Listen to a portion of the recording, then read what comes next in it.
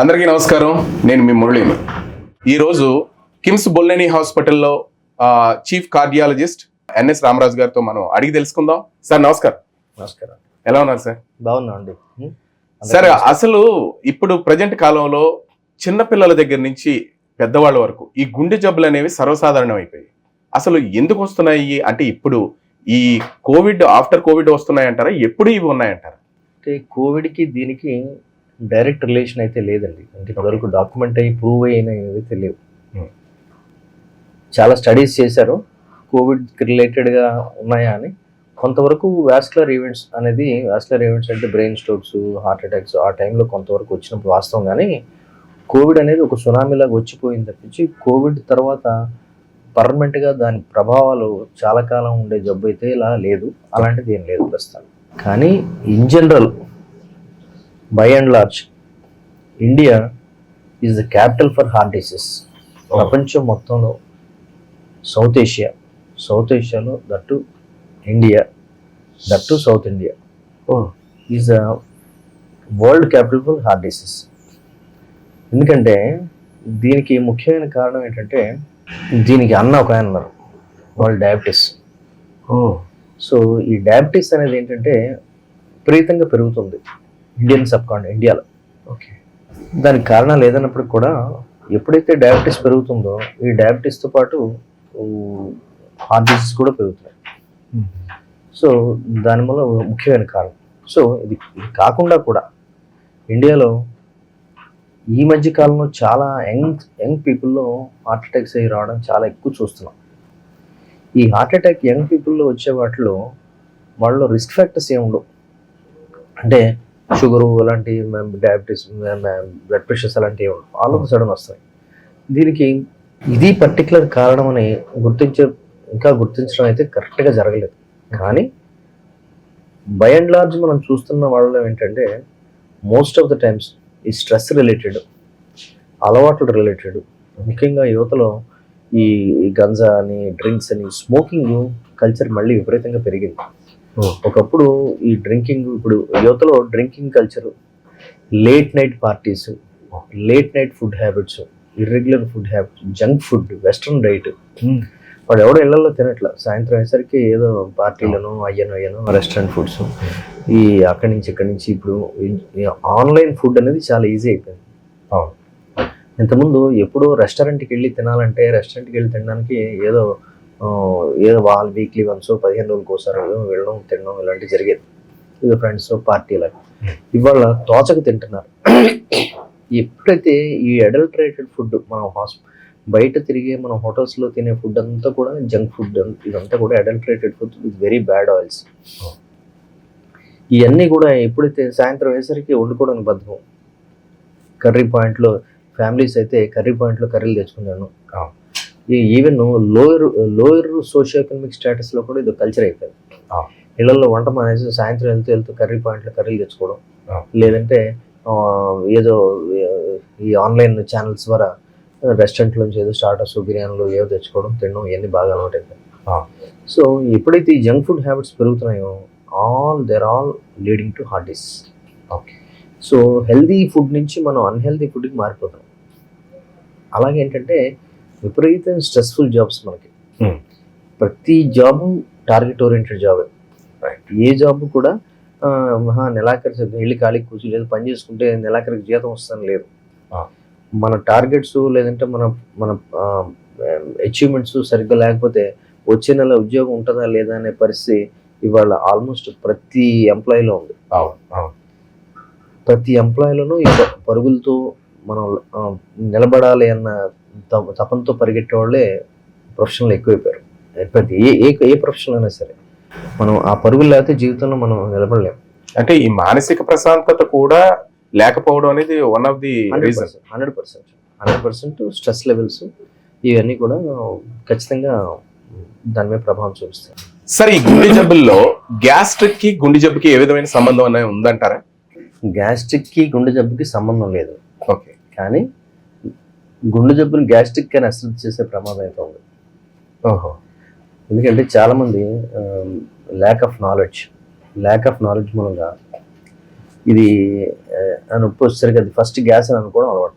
ఓ దీనికి ముఖ్యమైన ఇదేంటంటే సెల్ఫ్ డయాగ్నోస్ ఏంటంటే పేషెంట్ నొప్పి వస్తుంటుంది, ఇతను గ్యాస్ అనుకుంటాడు. ఈ గ్యాస్ అనుకున్న తర్వాత ఈ పేషెంట్ ఏం చేస్తాడు, నాకు పలానా నొప్పి వస్తుందని చెప్పి డాక్టర్కి వెళ్ళడం. ఫస్ట్ గ్యాస్ అనుకుని ఆ ఊర్లో ఆర్ఎంపీ డాక్టర్ ఎవరికో చెప్తాడు, కొంచెం గ్యాస్ నొప్పి ఉంది ఏదైనా బిల్లు అంటాడు. రైట్, ఆయన గ్యాస్ నొప్పి అని ఇస్తాడు. లేదంటే మందుల షాప్ దగ్గరికి వెళ్తాడు, అబ్బా బాబు కొంచెం గ్యాస్ నొప్పి కింద ఉంది బెళ్ళే అంటాడు, వాడు బెళ్ళిస్తాడు. ఓకే. సో సెల్ఫ్ డయాగ్నోస్ ఏంటంటే ముందు నొప్పి ఉండడంతోనే కరెక్ట్గా మెడికల్ పర్సన్ దగ్గరికి వెళ్ళి ఇది అవునో కాదా నిర్ణయించుకోడు, ముందు సెల్ఫ్ డయాగ్నోస్ చేసుకుంటాడు. సెల్ఫ్ డయాగ్నోస్ చేసుకుని అది గ్యాస్ అనుకుని వాడుకోవడం అనుకుని ట్రీట్మెంట్ చేసుకుని ఉండిపోతాడు. ఇది చదువుకున్న వాళ్ళనే కాదు, చదువుకున్న వాళ్ళలో కూడా జరుగుతుంటుంది. ఎందుకంటే డాక్టర్ దగ్గరికి వెళ్ళాలి చూపించాలనే కంటే కూడా ముందు ఏదో ఒకటి వేసేద్దాం, ఏదో ముందు హోమ్ రెమెడీ ఏదో ఒకటి చేద్దాం అని చెప్పి నాకు తెలిసిన ఏదో గ్యాస్ బిల్ వేయడం, లేదంటే ఫ్రెండ్ ఆడడం గ్యాస్ బిల్, ఇలాగ గ్యాస్ కింద చాలా చాలా సార్లు హార్ట్ అటాక్లు గ్యాస్ట్రిక్ ప్రాబ్లం అనుకుని ఇళ్లలో ఉండిపోయి చనిపోయిన ఇన్సిడెంట్స్ చాలా ఉన్నాయి. సార్ గ్యాస్ పెయిన్ కి హార్ట్ పెయిన్ కి ఏమైనా డిఫరెన్స్ ఏమైనా చెప్పగలవు అంటారు? ఆ సిమ్టమ్స్ ఎలా ఉంటాయో చెప్పగలరా? ఇప్పుడు గ్యాస్ట్రిక్ ప్రాబ్లం అనేది యూజువల్గా ఛాతీ కింద భాగంలో వస్తుంటుంది. ఓకే. గ్యాస్ డిస్టెన్స్ కడుపులో ఉబ్బరం అలాంటివి ఏమిటంటే తేన్పులు అలాంటివి వస్తుంటాయి. హార్ట్ పెయిన్ ఏంటంటే మిడిల్ ఆఫ్ ద చెస్ట్లో వస్తుంది. మిడిల్ ఆఫ్ ద చెస్ట్లో బర్నింగ్ సెన్సేషన్ కింద వస్తుంది. బర్నింగ్ సెన్సేషన్ ఉంది, లెఫ్ట్ సైడే రావచ్చు. ఒక్కోసారి చాలా అపోహ ఏంటంటే కుడి చేయి అవుతుందండి నాకు హార్ట్ కాదు అంటాడు, కుడివైపు వస్తుంది గుండె ఎడమవైపు ఉంటుంది కదా అంటారు. అలా అలా ఉండదు. ఛాతీ నొప్పి ఎప్పుడు వస్తే మధ్యలో రావచ్చు, కుడివైపు రావచ్చు, ఎడమవైపు రావచ్చు, కుడివైపు రావచ్చు, నెక్లో రావచ్చు. కొంతమంది నెక్ పట్టేసినట్టు, కొంతమందికి ఏం లేదు నడుస్తుంటే పళ్ళు నొప్పులు వచ్చేస్తుంటాయి, దవడ నొప్పి వస్తుంటాయి. కొంతమంది ఈ దవడ నొప్పి అనుకుని పళ్ళ డాక్టర్ దగ్గరికి వెళ్ళి పళ్ళు పీకించుకున్న సందర్భాలు కూడా ఉన్నాయి. నాకు ఇక్కడ నొప్పి వచ్చేస్తుంటే పళ్ళ డాక్టర్ దగ్గర ఎవరి దగ్గరికి వెళ్తారు, నొప్పి వచ్చేసి నాకు చూస్తారు, అక్కడ ఏదో ఇంతకుముందు ఉన్న పిప్పన్ను ఏదో ఉంటుంది, అది చూసుకుని ఏదో పిప్పన్ను నొప్పి ఏమో నాళ్ళు అనుకోవడం, ఒకసారి పీకేయడం కూడా జరుగుతుంది. అవును. ఇలాంటి సిచ్యువేషన్స్లో ఏంటంటే ఈ నడుస్తుంటే నొప్పి రావడం, నడుస్తుంటే ఆయాసం రావడం, నడుస్తుంటే మెడనొప్పి రావడం, నడుస్తుంటే జబ్బలు లాగేయడం, ఇవన్నీ కూడా ఈ హార్ట్ అటాక్ వార్నింగ్ లక్షణాలు. వీటిని మనం ఎర్లీగా గుర్తించగలిగితే హార్ట్ అటాక్ రాకుండానే కాపాడచ్చు. సార్ కొలెస్ట్రాల్ కి గుండె జబ్బులకి సంబంధం ఉందంటారా? అసలు హెచ్డిఎల్ అంటే ఏంటి, ఎల్డిఎల్ అంటే ఏంటి, అసలు ఏంటి ఈ కొలెస్ట్రాల్ మయం? కొలెస్ట్రాల్ అనేది బాడీకి ప్రొటెక్టివ్గా ఉండే ఒక పదార్థం. బేసిక్గా మన శరీరంలో ఉండే ప్రతి సెల్ కూడా కొలెస్ట్రాల్తో నిర్మితమై ఉంది. సో కొలెస్ట్రాల్ అనేది బాడీలో స్ట్రక్చర్ ఫార్మేషన్కి ఇంపార్టెంట్. అలాగే మన హార్మోన్స్, మన ఎంజైమ్స్ ఇవన్నీ కూడా కొలెస్ట్రాల్తో తయారయ్యాయి. బాడీలో ఉండే హార్మోన్స్ కానీ, డైజెస్టివ్ ఎంజైమ్స్ కానీ, ఇంకా anything is related to cholesterol. But ఏంటంటే అన్వాంటెడ్ ఇన్ఎక్సెస్ కొలెస్ట్రాల్, అది కూడా ఏంటంటే మన జంక్ ఫుడ్ లాగా జంక్ కొలెస్ట్రాల్ లాగా కొన్ని బ్యాడ్ కొలెస్ట్రాల్స్ పెరుగుతుంటాయి వీటితో పాటు. సో ఇలాంటివి ఉన్నవాళ్ళు అవి బాడీలో వెజల్స్ మీద ఎఫెక్ట్ ఇచ్చి ఈ హార్ట్ అటాక్స్ రావడానికి కారణం ఉంటాయి. సో అందుకని దాంట్లో ఏంటంటే ఇంపార్టెంట్గా ముఖ్యంగా పేర్కొనాల్సింది ఈ ఎల్డిఎల్ కొలెస్ట్రాల్. ఎల్డిఎల్ కొలెస్ట్రాల్ అది హాని కలిగించే కొలెస్ట్రాల్. మనకున్న ఎవిడెన్స్ అన్నిటి ప్రకారం ఎల్డిఎల్ కొలెస్ట్రాల్ అది బ్యాడ్ కొలెస్ట్రాల్. దాన్ని తగ్గించడానికి మెడికేషన్ అది వాడుకుంటాం. దాన్ని మానిటర్ చేసినా, మన ట్రీట్మెంట్ చేసినా, ఏం చేసినా ఎల్డిఎల్ కొలెస్ట్రాల్ టార్గెట్ కింద చేస్తాం. హెచ్డిఎల్ కొలెస్ట్రాల్ అనేది ప్రొటెక్టివ్ పోలీస్మెన్. ఓకే. ఎప్పుడు ఈ కొలెస్ట్రాల్ కాంపోనెంట్లో హెచ్డిఎల్ ఏం చేస్తుంటుంది అంటే బాడీలో ఉండే బ్యాడ్ కొలెస్ట్రాల్ ఎక్కడైతే ఉందో దాన్ని ఏరి మళ్ళీ లివర్కి పంపించి లివర్లో దాన్ని డిగ్రేడ్ చేస్తుంటుంది. ఓకే. ఈ కొలెస్ట్రాల్ రివర్స్ ట్రాన్స్పోర్ట్ చేస్తుంటుంది, అంటే బ్యాడ్ కొలెస్ట్రాల్ పెరగకుండా కాపాడుతుంది. బట్ స్టిల్ ఏంటంటే చాలా మందిలో ఈ బ్యాడ్ కొలెస్ట్రాల్, ఈ ప్రొటెక్టివ్ కొలెస్ట్రాల్, ఈ పోలీస్ కొలెస్ట్రాల్, సోకాల్ హెచ్డిఎల్ కొలెస్ట్రాల్ని పెంచడానికి మనకి ట్రీట్మెంట్ సదుపాయాలు ఇప్పటివరకు లేవు. ఓకే. హెచ్డిఎల్ కొలెస్ట్రాల్, ఎల్డిఎల్ తగ్గించడానికి అయితే వైద్యాలు ఇప్పటివరకు ఉన్నాయి, కానీ హెచ్డిఎల్ పెంచడానికంటూ వైద్యం ఏం లేదు.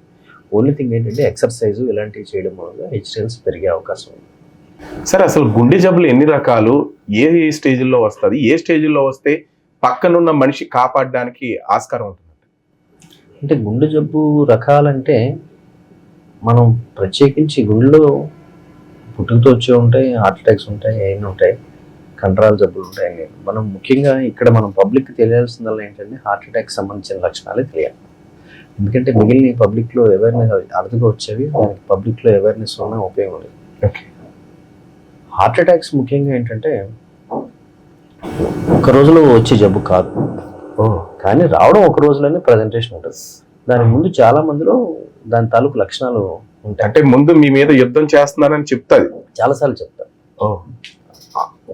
ఒక్క యంగ్ పేషెంట్స్లో తప్పించి పెద్దవాళ్ళు అందరిలోనూ వార్నింగ్ సిమ్టమ్స్ ఉంటాయి.